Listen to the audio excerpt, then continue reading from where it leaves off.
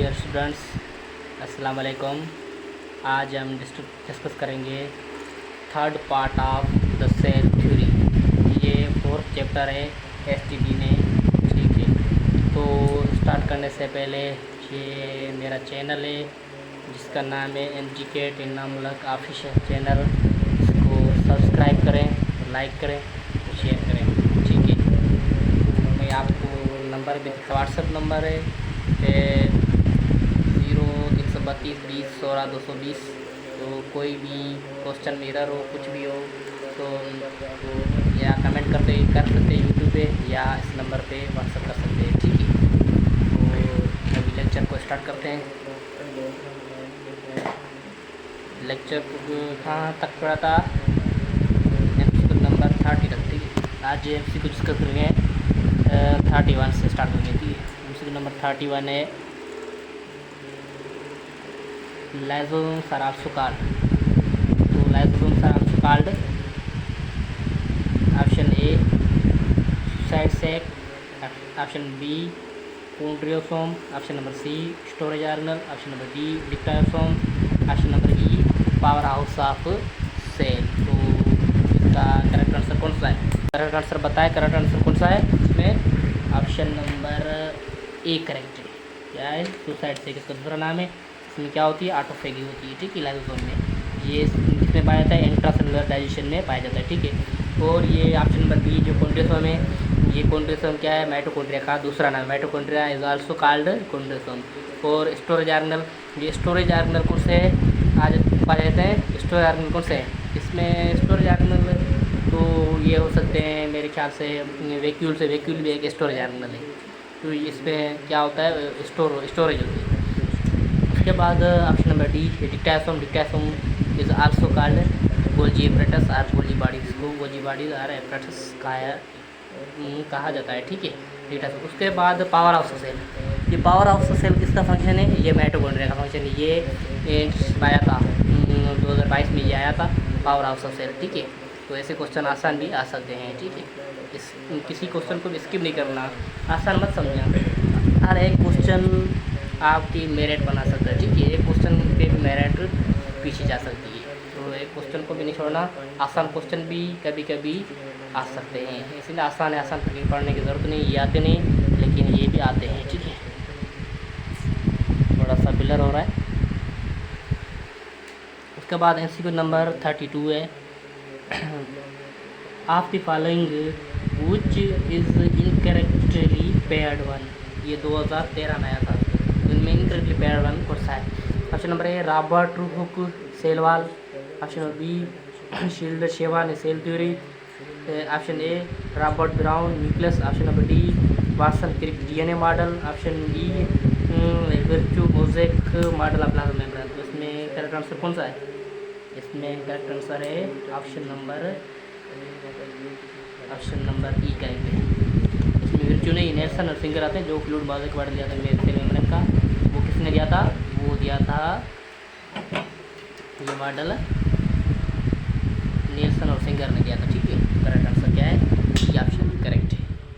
उसके बाद MCQ number, ये एमसीक्यू नंबर कौन सा था? ये एमसीक्यू नंबर था 32। उसके बाद एमसीक्यू नंबर 33 पर जाएंगे। एमसीक्यू नंबर 33 है which of the following is not a difference that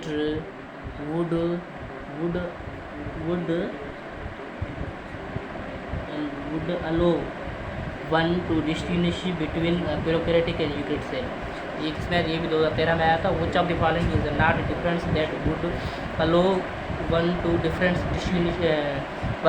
distinguish between prokaryotic and eukaryotic cell. तो ऑप्शन नंबर ये लिखे हुए आंसर 1, 2, 3, और इसमें ऑप्शन ये है ABCD। नंबर 1 प्रेजेंस और absence of nucleus, number 2 presence और absence of cell wall, option 3 membrane bound versus non membrane bound. तो इसमें पूछ क्या रहा है? Which of the following not difference that would allow to distinguish. कौन सा डिफरेंस नहीं है? तो इसमें करेक्ट आंसर कौन सा है? तो इसमें ए प्रेजेंस और एब्सेंस ऑफ न्यूक्लियस, ये तो आंसर नहीं है, ये तो नहीं है। क्यों नहीं? ये डिफरेंस है, बिल्कुल डिफरेंस है। न्यूक्लियस नहीं होता, किसमें प्रोकैरियोटिक न्यूक्लियस नहीं होता, ट्रू न्यूक्लियस नहीं होता, इसलिए ये नहीं हो सकता। उसके बाद ऑप्शन नंबर बी प्रेजेंस और एब्सेंस ऑफ सेल, हाँ ये प्लांट में सेल पाई जाती है और बैक्टीरिया में सेल वाल भी पाई जाती है, तो ये करेक्ट है, ठीक है। उसके बाद ऑप्शन नंबर 3 है membrane bound versus non membrane bound, ये भी एक डिफरेंस है। प्रोकैरियोटिक क्या है, मेम्ब्रेन बाउंड ऑर्गेनेल कोई भी नहीं है और यूकैरियोटिक में पाया जाता है, डिफरेंस है। कौन सा पूछ रहा है, डिफरेंस नहीं है, सेम कौन सा है, इसका दोनों में करेक्टर सेम कौन सा है, ठीक है। तो सेम क्या, सेल वाल है, यूकैरियोटिक में सेल पाई जाती है किसमें, प्लांट में, और बैक्टीरिया में भी सेल वाल पाई जाती है। तो ऑप्शन की तरफ जाएंगे, देखेंगे यहाँ 2 काम लिखा हुआ है, ऑप्शन नंबर ए वैसे ही रहेंगे, ऑप्शन नंबर बी करेक्ट कौन सा है, ऑप्शन नंबर बी करेक्ट है, 2 करेक्ट है ना, ऑप्शन नंबर बी को चूज करेंगे। तो 3 तो ये नहीं हो सकता, 1 2 3 3 तो नहीं होती, ये भी नहीं हो सकता, ये कोई नहीं, सिर्फ ऑप्शन नंबर बी करेक्ट है। उसके बाद MCQ नंबर 34 की तरफ जाएंगे, the following are the features of eukaryotic cell, ये 2014 में आया था, ठीक है। तो इसमें कौन सा कर देखेंगे, ये भी है नंबर वाइज है, 1 2 3 4 5 नंबर ए, इसमें पूछ क्या रहा है, the following are the features of eukaryotic cell, number 1 chloroplast, number 2 peroxisome, number 3 lysosome, number 4 mitochondria, number 5 nucleus. तो यह क्या पूछ रहा है, which of these have double membrane, इसमें से ये 4 लिखे हुए नंबर, इसमें से कौन से ऑर्गेनल यूकैरियोट में पाए जाते हैं, वो डबल मेम्ब्रेन है, ठीक है। सिंगल मेम्ब्रेन को छोड़कर डबल मेम्ब्रेन चूज़ करने हैं, तो इसमें पहले चूज़ कर लेते हैं, क्लोरोप्लास्ट क्या है, ये डबल मेम्ब्रेन है, ठीक है। उसके बाद माइटोकॉन्ड्रिया क्या है, डबल मेम्ब्रेन है, उसके बाद न्यूक्लियस क्या है, डबल मेम्ब्रेन, ये दोनों डबल मेम्ब्रेन नहीं है, लाइसोसोम और पेरोक्सिसोम।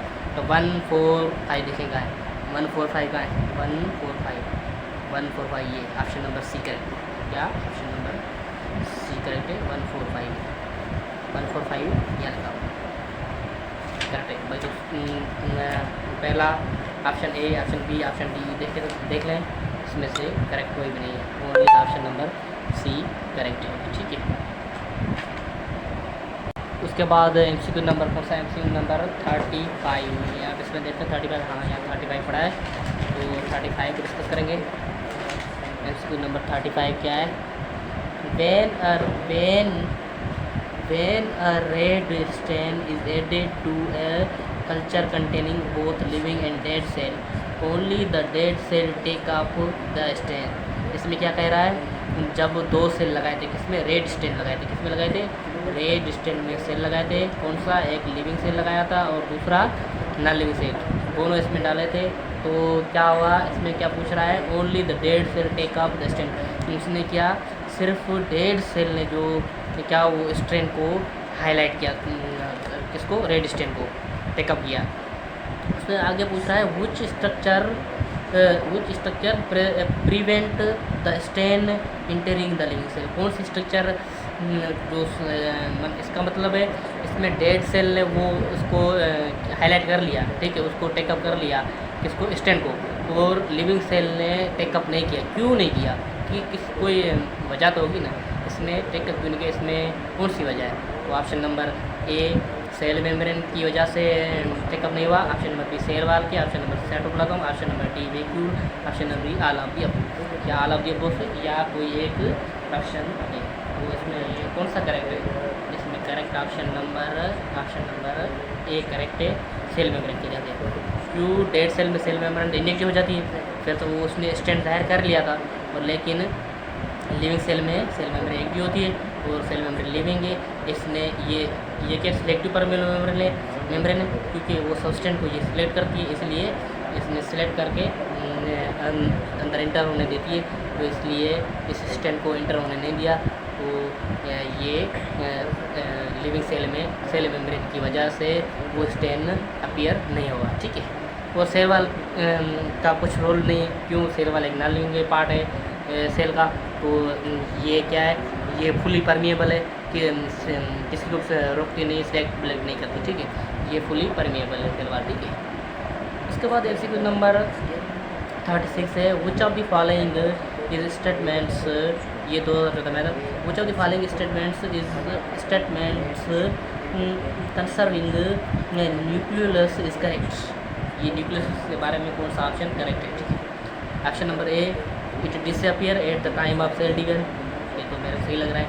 उसके बाद ऑप्शन नंबर बी है there is one nucleolus in every cell में न्यूक्लियस नहीं पाया जाता। ये दो ऑप्शन करेक्ट है, किसी की सेल में एक दो तीन भी होते हैं, ठीक है। उसके बाद ऑप्शन नंबर सी है it play important role in the synthesis of ribo nucleic acid and ribosomes in purity cell. नहीं, ये तो करेक्ट नहीं है, तो न्यूक्लियस किसमें पाया भी नहीं जाता और ये फंक्शन है ही नहीं, लेकिन फंक्शन है ये पाया नहीं जाता किसमें, ये प्यूरिटी सेल में न्यूक्लियस नहीं होता। उसके बाद ऑप्शन नंबर डी है it help in the developing worn out organs, developing worn out organs, इसका फंक्शन भी ये नहीं है, ठीक है। उसके बाद ऑप्शन नंबर ई है it capture energy for the cell, ये एनर्जी भी कैप्चर नहीं करता। एनर्जी कैप्चर करने के लिए प्लांट में पाया जाता है, वो कौन सा क्लोरोप्लास्ट है, वो एनर्जी कैप्चर करता है और फूड बनाता है, किस लिए, प्लांट के लिए, ठीक है। वो सारा प्रोसेस बायो एनर्जी में स्टडी करेंगे। तो इसमें ऑप्शन नंबर कौन सा करेक्ट है, ऑप्शन नंबर ए करेक्ट है। ड्यूरिंग सेल डिवीजन क्या, ये न्यूक्लियस और न्यूक्लियर मेम्ब्रेन दोनों डिसअपियर हो जाते हैं और अपीयर क्या होता है सेल डिवीजन के दौरान, वो एस्ट्रल फाइबर्स अपीयर होते हैं। एस्ट्रल फाइबर जिसको हम कहेंगे क्या, सेंट्रियोल्स, जिसको सेंट्रोसोम वगैरह माइक्रोट्यूब्यूल्स होते हैं, वो क्या कहते हैं सेल डिवीजन के दौरान वो अपना फंक्शन दिखाते हैं, ठीक है। ये क्वेश्चन क्लियर हो गया। उसके बाद MCQ नंबर कौन सा 37, MCQ नंबर 37 है the statements are all descriptions of the cell structure, ये 2015 में आया था। तो नंबर 1 कौन सी स्टेटमेंट डिस्क्रिप्शन है सेल स्ट्रक्चर के बारे में। तो ये क्वेश्चन एक ही पेज पे, सारा क्वेश्चन एक ही क्वेश्चन है, एक ही पेज पे आया, ठीक है। ये एक ही पेज पे एक क्वेश्चन है, तो इसको सॉल्व करते हैं, थोड़ा सा टाइम लगेगा इसको। ये क्वेश्चन मेरे ख्याल से इसको 2 मिनट भी लग जाएंगे। और एक बात मैं आपको बता दूँ, ऐसे बड़े क्वेश्चन देखकर स्टूडेंट्स क्या वो टेस्ट में ऐसे बड़े क्वेश्चन देख कर कहते हैं ये कैसे होगा, ये इसको 5-6 मिनट लगेंगे, इसको कैसे सॉल्व करेंगे, ऐसे क्वेश्चन देने ही नहीं चाहिए। लेकिन इसमें ट्रिक होती है क्वेश्चन में, इसको ऑप्शन को देखकर भी मानो स्किप कर सकता है, क्वेश्चन को कर सकता है। और ऐसे क्वेश्चन आप स्किप करके जाएँ, दूसरे क्वेश्चन जो आसान होते हैं वो करके फिर ऐसे क्वेश्चन देखना चाहिए। अगर कोई बच्चा इंटेलिजेंट है तो इसको पहले ही सॉल्व कर लेता है, क्योंकि इसमें ट्रिक होती है। 1-2 ऑप्शन ऐसे होते हैं जो दूसरे जो 3 ऑप्शन है तो वो लगते भी नहीं है। आपको बताता हूँ कैसे देखें, कैसे होगा, ठीक है। तो ऑप्शन नंबर ए नंबर 1 है, नंबर 2, नंबर 3, नंबर 4, नंबर 5 तक है। नंबर 1 है ये स्ट्रक्चर से बता रहा है, ठीक है, ये किस किस की स्ट्रक्चर से, ठीक है। और इधर पूछ रहा है किस में पाई जाती है, प्लांट सेल और एनिमल सेल। ये क्वेश्चन इंटरेस्ट में आ भी सकता है, मे भी ना आए, तो आप इस क्वेश्चन को गौर से देखें, क्योंकि इस क्वेश्चन से आपके 5 क्वेश्चन सॉल्व हो रहे हैं। क्योंकि 5 क्वेश्चन कैसे, इसमें 5 नंबर लिखे हुए हैं। 5 नंबर का मतलब यही है कि 5 आर्गेनल्स से उनकी डेफिनेशन से, और ये चार्ट में पूछ रहा है कौन से आर्गेनल्स है वो फिट होते हैं एनिमल में और प्लांट में, ठीक है। यही एक क्वेश्चन से आप 5 क्वेश्चन क्लियर हो रहे हैं। और ये क्वेश्चन एज इट इज़ काफ़ी भी हो सकता है एंटीज के तरफ से, ठीक है। तो आप नंबर 1 की तरफ जाते हैं, ये गौर से आपको देखना है। नंबर 1 है surrounded by a single membrane and enclosing a large fluid fill space, ठीक, इसकी डेफिनेशन, ठीक है। उसके बाद नंबर 2 की तरफ जाते हैं, surrounded by a single membrane and enclosing digestive enzyme, ठीक है, ये आपको पता चलेगा किसकी डेफिनेशन है। उसके बाद नंबर 3 है found by a 2 membrane enclosing a matrix the inner membrane is called है, ठीक, ये पता चल गया, ये आसान है डेफिनेशन से आर्गेनल्स की।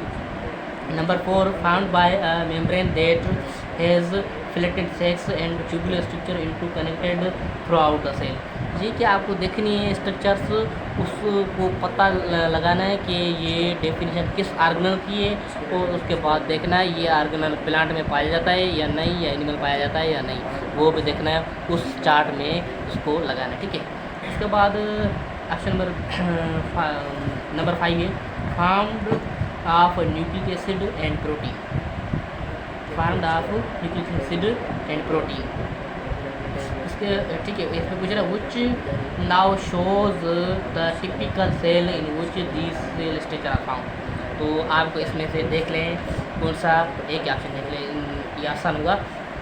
ये surrounded by a single membrane and enclosing digestive enzyme, ये आपको पता है ये किसकी डेफिनेशन है, ये लाइसोसोम। अगर आपको ये नहीं याद तो ये आपको ये देख लेना है। Found by the two membrane enclosing A matrix, matrix में पाया जाता है माइटोकॉन्ड्रिया में।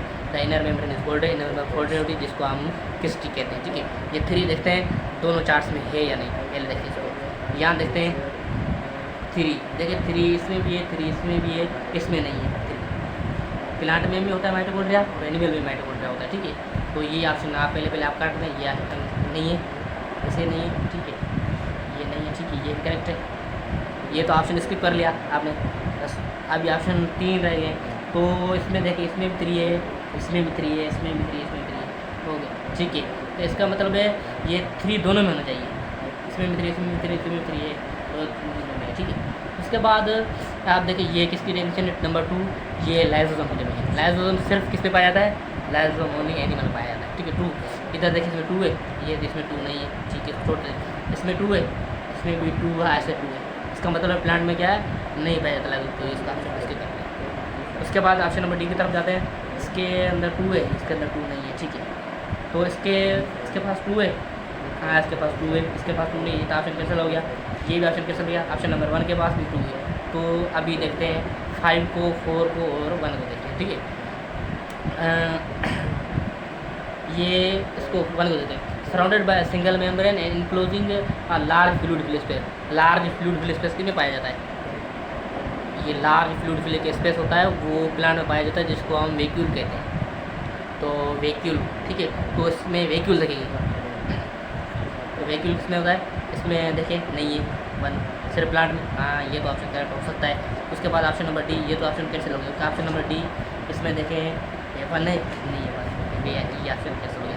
और दूसरे आपको देखने की ज़रूरत नहीं, अगर आपको 5 का नहीं पता छोड़ दें, आपको 4 का नहीं पता छोड़ दें, आपको पता चल गया ऑप्शन नंबर कौन सा करेक्ट है, ऑप्शन नंबर ए करेक्ट है, ठीक है।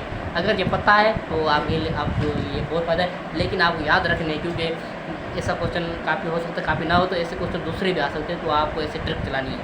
दूसरे ये मैंने ये भी नहीं देखा, ये भी इसकी मदद से मैंने सॉल्व कर लिया। तो मेरे को ये नहीं पता, एक मिसाल तौर मेरे को नहीं पता, तो ऐसे मैं कर सकता हूँ। लेकिन इसका ये क्या है, ये found by the membrane that flattened cells structure connected throughout the cell. ये थ्रू आउट द सेल होती है, ये endoplasm reticulum. Endoplasm reticulum nucleus से लेकर ट्रांसफर होता है सेल मेम्ब्रेन तक होता है, ठीक है। ये एंडोप्लाज्म रेटिकुलम की डेफिनेशन। उसके बाद form of nucleic acid and protein, वो प्रोटीन और न्यूक्लिक एसिड बनाओ, वो क्या है, एक न्यूक्लियस है। तो इस क्वेश्चन का आपको पता चल गया कि आंसर कौन सा करेक्ट है, ऑप्शन नंबर ए करेक्ट है। कैसे करना है, कैसे आपको सॉल्व करना है ऐसे बड़े क्वेश्चन को घबराना नहीं है ऐसे क्वेश्चन से, क्योंकि ऐसे क्वेश्चन आसान होते हैं, उसमें ट्रिक होती है, ठीक है। ऐसा कोई क्वेश्चन मुश्किल भी नहीं है, इस क्वेश्चन को सॉल्व करवाने से टाइम लगा होगा, लेकिन ये क्वेश्चन आपको 5 क्वेश्चन आपके लिए ये सॉल्व हो गए, क्योंकि इसमें से एक की डेफिनेशन देकर पूछ देते हैं ये कौन सा आर्गनल है, तो आपको ये सब पता होना चाहिए, ठीक है। उसके बाद MCQ नंबर 38 की तरफ जाएंगे। MCQ नंबर 38 अभी फास्ट चलेंगे, ठीक है, ये क्वेश्चन थोड़े से मुश्किल थे। उसके बाद ये MCQ नंबर 38 है, which diagram illustrate the process of active transport. इसमें शक्ल दी हुई है, तो इसमें कौन सा एक्टिव ट्रांसपोर्ट प्रोसेस है, ठीक है, एक्टिव ट्रांसपोर्ट। ये इधर मैंने क्वेश्चन सही नहीं लिखा, लेकिन मैं एक आपको दिखाता हूँ। ये क्वेश्चन मैंने कंप्लीट नहीं लिखा, क्योंकि ये मेरे से एक तस्वीर नहीं बन रही थी, तो आपको स्क्रीन के सामने एक तस्वीर आ रहेगी, ठीक है। ये क्वेश्चन नंबर 38 है, which diagram illustrate the process of transport. इसमें एक्टिव ट्रांसपोर्ट कहाँ हो रही है, एक्टिव ट्रांसपोर्ट का आपको कैसे पता लगाना है कि एक्टिव ट्रांसपोर्ट वो प्रोसेस है जिसमें किसी को आने के लिए एनर्जी चाहिए, ठीक है, एनर्जी चाहिए, ठीक है। ये आपने देखा होगा, हाइपरटोनिक को सॉल्यूशन होती है, एक हाइपोटोनिक सॉल्यूशन होती है, तीसरी होती है आइसोटोनिक सॉल्यूशन, ठीक है। तो इसमें क्या है, इसमें ऑप्शन नंबर ए की तरफ देखें, आउटसाइड द सेल क्या है, सॉल्यूट ज़्यादा है, और इनसाइड सॉल्यूट कम है, वाटर ज़्यादा है, ठीक है। तो यहाँ से क्या होगा, इनसाइड सेल से ये एक एरो का डायरेक्शन है आउटसाइड, इसमें से क्या वाटर आउटसाइड। वाटर की हमेशा मूवमेंट कहाँ से होती है, लोअर कंसनट्रेशन हायर कंसनट्रेशन से लोअर कंसनट्रेशन, और वाटर की कंसनट्रेशन आउटसाइड क्या है, लो है, तो हायर कंसनट्रेशन की से लो कंसनट्रेशन की तरफ जाएगा, तो इनसाइड से वाटर आउटसाइड आ रहा है। ये एक प्रोसेस नहीं, ये डिफाइन हो रही है, ठीक है, ऑस्मोसिस हो रहा है, ठीक है। उसके उसके बाद ऑप्शन नंबर बी की तरफ देखिए, आउटसाइड वाटर ज़्यादा है, इनसाइड सैल्यूट ज़्यादा है। हमेशा वाटर की मूवमेंट सैल्यूट की तरफ होती है, जहाँ पे वाटर कम होता है तो इनसाइड वाटर ये कम है, तो वो ये इनसाइड जा रहा है वाटर। कहाँ से? आउटसाइड से इनसाइड वाटर। ये कौन सा प्रोसेस है?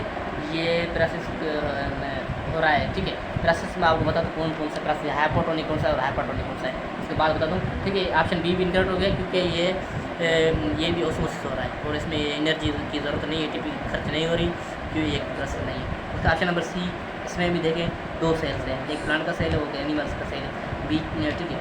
तो क्या है, कैपिलरी वाल लगी हुई है, उसके बाद ये वाटर है सैल्यूट से, ठीक है, ठीक है। तो डायरेक्शन बता रहा है, तो ये क्या है, वाटर, सॉरी प्लांट का सेल नहीं है, ये एक टिश्यू सेल है, टिश्यू सेल है। और दूसरा क्या, रेड ब्लड सेल है, ठीक है। रेड ब्लड सेल में और टिश्यू सेल में देखें कार्बन डाइऑक्साइड ज़्यादा है, और रेड ब्लड सेल में कार्बन डाइऑक्साइड कम है, उसमें ऑक्सीजन ज़्यादा है। तो कार्बन डाइऑक्साइड कहाँ से जाएगी, हायर कंसनट्रेशन से लोअर कंसनट्रेशन की तरफ। ये इसकी भी एनर्जी ज़रूरत नहीं है, क्योंकि एक जा रही है, ठीक है, हायर कंसनट्रेशन की लोअर कंसनट्रेशन।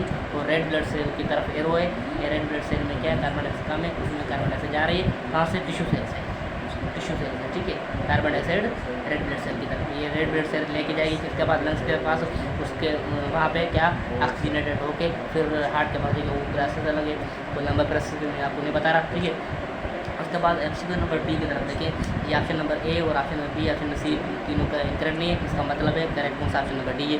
बताने की कोई ज़रूरत नहीं, लेकिन ये आपको पता था, ठीक है। इधर देखें, इसमें क्या मिनरल आयंस हैं, वो आउटसाइड क्या है, कम है, और इनसाइड ज़्यादा है।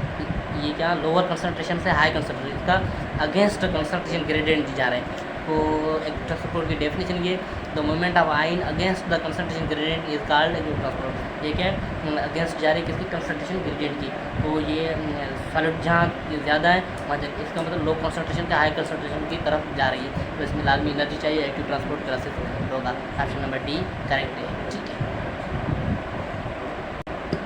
ये एमसीक्यू इतने काफ़ी हैं, क्योंकि ये लेक्चर लंबा हो गया, एमसीक्यू बहुत बड़े हैं, ठीक है। उसमें मेरे को समझाने के लिए, लेकिन एमसीक्यू लंबे हैं, मेरे समझाने के लिए थोड़ा टाइम लग रहा है, और जो एमसीक्यू रहते हैं 6-7 वो भी लंबे एमसीक्यूज़ हैं, तो उसमें भी टाइम लगेगा, क्योंकि समझाने में प्रोसेस होते हैं ज़्यादा। क्योंकि ऐसे क्वेश्चन कभी कभी आते हैं, नहीं भी आए तो आपको याद रखने, क्योंकि इसमें 4-5 क्वेश्चन आपको और क्लियर हो रहे हैं, ठीक है। तो सिंपल क्वेश्चन इसमें क्लियर हो रहे हैं, ऐसे वैसे लंबे बनाए, ठीक है। तो टाइम ज़्यादा हो गया है, तो आगे कंटिन्यू करेंगे, इसका फर्स्ट पार्ट भी होगा मेरे ख्याल से, ठीक है। तो इसलिए टाइम ज़्यादा हो रहा है, क्योंकि मैं इसके साथ आप एक्स्ट्रा टॉपिक भी समझाता हूँ, इसलिए नहीं तो एमसीक्यू सॉल्व करने के लिए 1 मिनट 40 सेकंड में भी सॉल्व हो जाता है, 1 मिनट में भी हो जाता है। 1 मिनट में कोई क्वेश्चन ऐसे हैं, 1 मिनट में 2 क्वेश्चन भी सॉल्व हो जाते हैं, ठीक है। तो इसलिए मैं आपको एक्स्ट्रा टॉपिक के बारे में बता रहा हूँ कि इस टॉपिक कैसे एमसीक्यू जाता है, और उसके ऑप्शन भी क्लियर कराना, तो टाइम ज़्यादा लगता है। वैसे आप समझ में आता है, सर एमसीक्यू 1-2-3 करा रहा है, वो टाइम ज़्यादा ले रहा है, टाइम ज़्यादा इसलिए ले रहा हूँ, क्योंकि आपको टॉपिक क्लियर कर रहा हूँ, तो आपको टॉपिक के ऊपर ग्रिप हो जाएगी, ठीक है। तो इतना काफ़ी है। अल्लाह हाफ़िज़।